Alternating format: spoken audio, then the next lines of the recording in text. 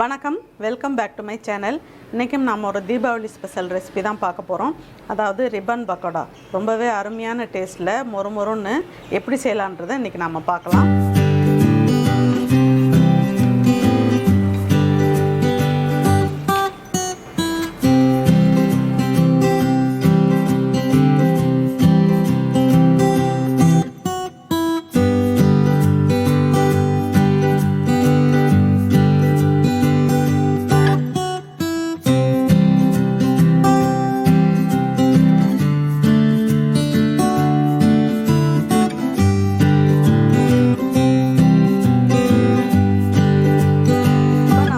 பக்கோடா செய்கிறதுக்கு மாவு ரெடி பண்ணிக்கலாம். இப்போ இது மாதிரி நம்ம பலகாரத்துக்குன்னு ரெடி பண்ணி வச்சுருக்கிற பச்சரிசி மாவு, அதை நான் 2 கப்பு எடுத்திருக்கேன். அதை சலித்து எடுத்துக்கலாம். எப்போ நம்ம பலகாரம் செஞ்சாலும் நல்ல மாவை சலித்து எடுத்துக்கணும். 2 கப்பு பச்சரிசி மாவு, 1 கப்பு கடலை மாவு.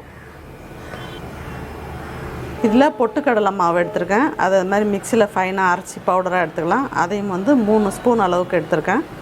அதையும் சலித்து எடுத்துக்கலாம். பொட்டுக்கடலை மாவு கம்மியான குவான்டிட்டி தான் போடணும், இல்லைன்னா உங்களுக்கு எண்ணெய் இழுக்கும், டேஸ்ட்டு நல்லாயிருக்கும். அதுக்காக சேர்க்குறோம். தேவையான அளவு உப்பு சேர்த்துக்கலாம். அதுக்கப்புறம் பெருங்காயம் 1/2 டீஸ்பூன் எடுத்திருக்கேன். அதையும் இதில் சேர்த்துடலாம். வெள்ளை எள்ளு எடுத்திருக்கேன். அது 1 டீஸ்பூன் அளவில் எடுத்திருக்கேன். அதையும் இதில் சேர்த்துடலாம். மிளகாய்த்தூள் 1 டீஸ்பூன் அளவில் எடுத்திருக்கேன். அதையும் இதில் சேர்த்துக்கலாம். உங்களுக்கு காரம் அதிகம் வேணும்னா அதிகமாக சேர்த்துக்கோங்க.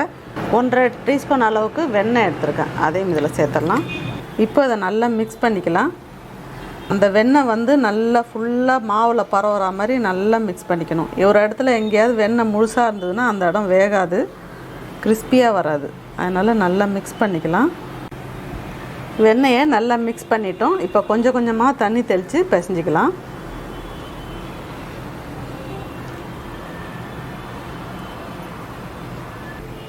மாவு இது மாதிரி இந்த கன்சிஸ்டன்சிக்கு நல்லா பிசைஞ்சு வச்சுக்கணும். அப்படி நம்ம விரல் பதியணும், இப்படி அந்த மாதிரி இருக்கணும். சாஃப்டாக, தண்ணியாகவும் இருக்கக்கூடாது, ரொம்ப கெட்டியாகவும் இல்லாத இந்த மாதிரி பிசைஞ்சு வச்சுக்கணும்.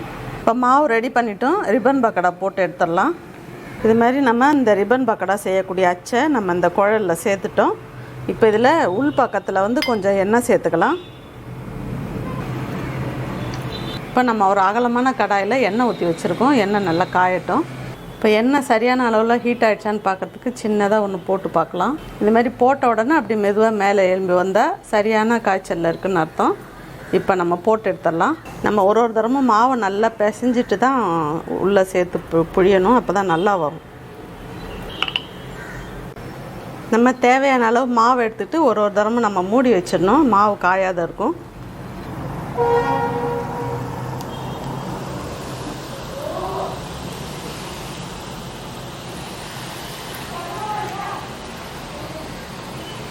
மீடியம் ஃப்ளேமில் வச்சுக்கணும், ரொம்ப ஹையாக இருக்கக்கூடாது. நல்லா இந்த மாதிரி எண்ணெயோட சலசலப்பு அடங்கின உடனே திருப்பி போடணும்.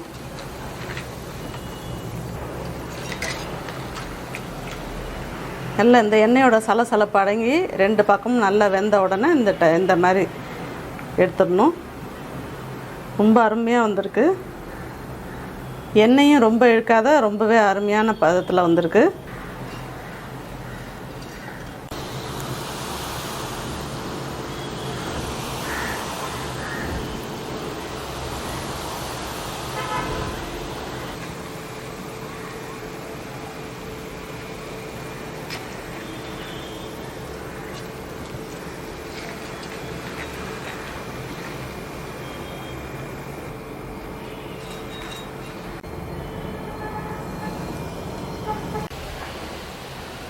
நம்ம இதை ரிப்பன் பக்கோடான்னு சொல்லலாம், நாடா பக்கோடான்னு சொல்லுவாங்க, ஓலை பக்கோடான்னு சொல்கிறாங்க. ஒவ்வொருத்தரும் ஒரு ஊருக்கு ஏற்ற மாதிரி இதை சொல்கிறாங்க. டேஸ்ட் ரொம்ப அருமையாக இருக்கும். எவ்வளோ தான் நம்ம ஸ்வீட் சாப்பிட்டாலும் திகட்டிடும். இது மாதிரி முறுக்கு, ஓலை பக்கோடா இது மாதிரிலாம் நமக்கு சாப்பிடும்போது ரொம்ப அருமையாக இருக்கும். தீபாவளியில் செய்யக்கூடிய ஒரு முக்கியமான ரெசிபின்னு பார்த்திங்கன்னா இந்த ரிப்பன் பக்கோடாவும் ஒன்று. இது நம்ம புழியறது இந்த டைரெக்ஷனில் இப்படி நீட்டாக இப்படி தான் புழியணும். இப்படி நீங்கள் ரவுண்டாக சுற்றினீங்கன்னா ஒரு மாதிரி ட்விஸ்ட் ஆகிட்டு வரும், உங்களுக்கு அந்த ஷேப் கிடைக்காது. எப்போ செஞ்சாலுமே இந்த மாதிரி நீட்டாக இந்த டைரெக்ஷனில் போட்டு எடுக்கணும். இதே மாதிரி எடுக்கும்போதும் சப்போர்ட்டுக்கு ஒரு கரண்டி வச்சுக்கிட்டு எடுங்க. ஏன்னா நிறைய அளவில் நம்ம சுற்றுறதுனால எடுக்கிறதுக்கு சரியாக வராது. பிகினர்ஸாக இருந்தால் எண்ணெய் மேலே தெரிச்சிரும். அதனால் கவனமாக இது மாதிரி ஒரு சப்போர்ட்டுக்கு ஒரு கரண்டி வச்சுக்கிட்டு திருப்பி போடுங்க. இப்போ இதை எடுத்துடலாம்.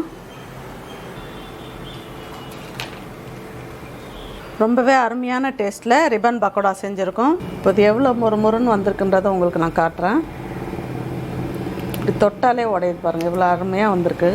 நம்ம வெண்ணெய் சேர்த்து செஞ்சதுனால ரொம்பவே கிறிஸ்பாக முறுமுறுன்னு வந்திருக்கு. ஹார்டாகவும் இருந்ததுன்னா உங்களால் சாப்பிட முடியாது. இந்த மாதிரி அப்படி தொட்டால் அப்படி உடையணும். அவ்வளோ சாஃப்டாக முறுமுறுன்னு இருக்கணும். பிகினர்ஸுக்கும் ரொம்ப யூஸ்ஃபுல்லாக இருக்கும். நான் சொன்ன குறிப்புகளை எல்லாம் பயன்படுத்தி செஞ்சு பாருங்கள். ரொம்பவே அருமையாக வரும். நம்ம தீபாவளிக்கு ரொம்ப ரொம்ப முக்கியமாக செய்யக்கூடிய இந்த ரிப்பன் பக்கோடாவை செஞ்சு பார்த்து என்ஜாய் பண்ணுங்கள். உங்களுக்கு இந்த ரெசிபி பிடிச்சிருக்குன்னு நினைக்கிறேன். பிடிச்சிருந்ததுன்னா லைக் பண்ணுங்கள், ஷேர் பண்ணுங்கள்.